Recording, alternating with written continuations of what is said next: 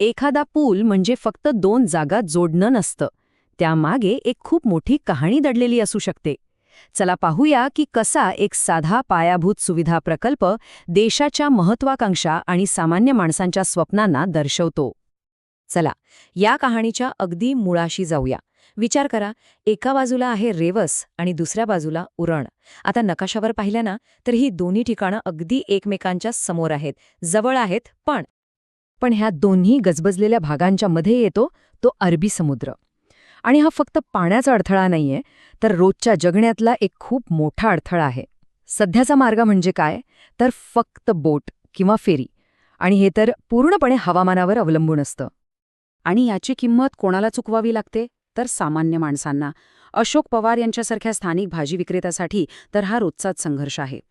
जरा विचार करा, तुमचा संपूर्ण व्यवसाय फक्त एका बोटीवर अवलंबून आहे, जी हवामानानुसार चालेल की नाही याची काहीच खात्री नाही.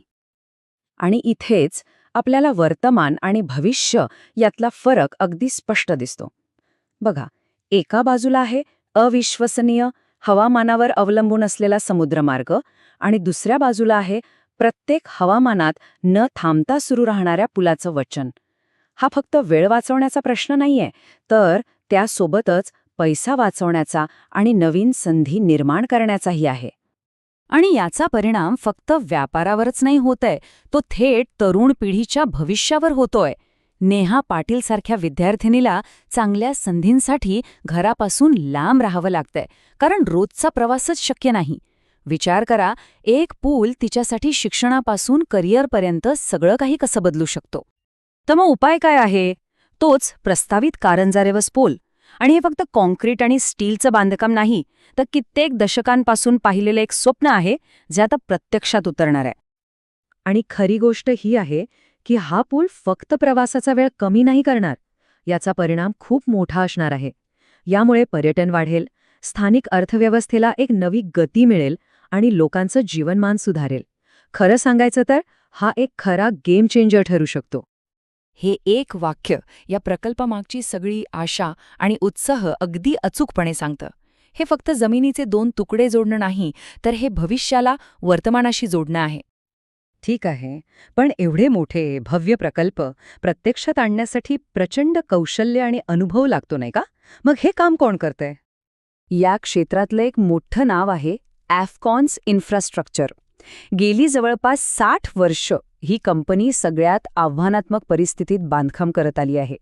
म्हणजे अगदी समुद्रखाली असो, उंच पर्वतांवर असो किंवा मग दुर्गम ठिकाणी, यांनी सगळीकडे काम केलंय.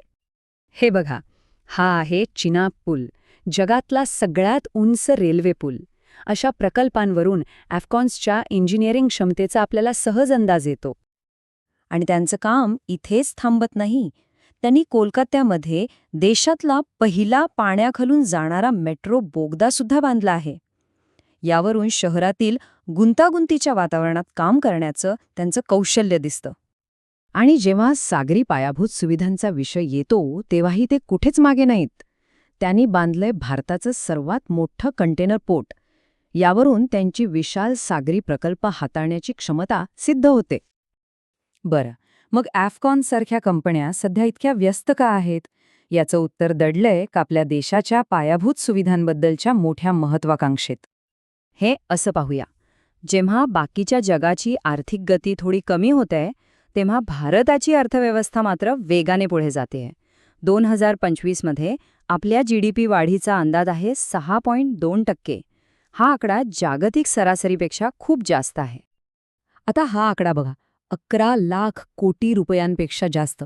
ही काही छोटी रक्कम नाहीये. ही आहे देशाच्या भविष्यातली एक प्रचंड मोठी गुंतवणूक.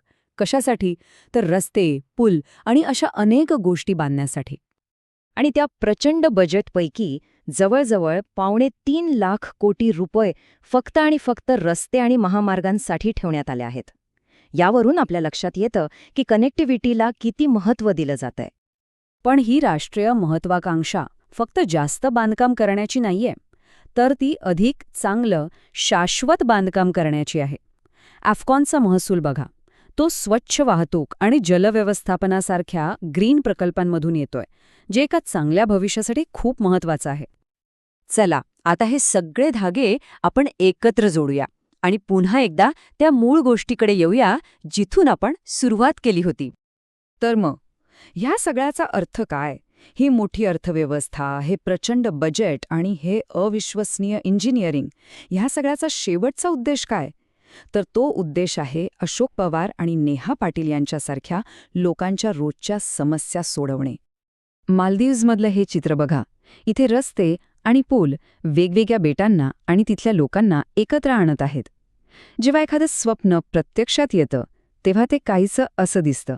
किती सुंदर आहे नाही का? तर जाता जाता एक विचार करूया. जेव्हा आपण एक पूल बांधतो तेव्हा आपण नक्की काय जोडत असतो?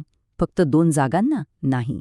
आपण जोडतो अर्थव्यवस्था, संधी, शिक्षण आणि सगळ्यात महत्त्वाचं म्हणजे लोकांचं भविष्य.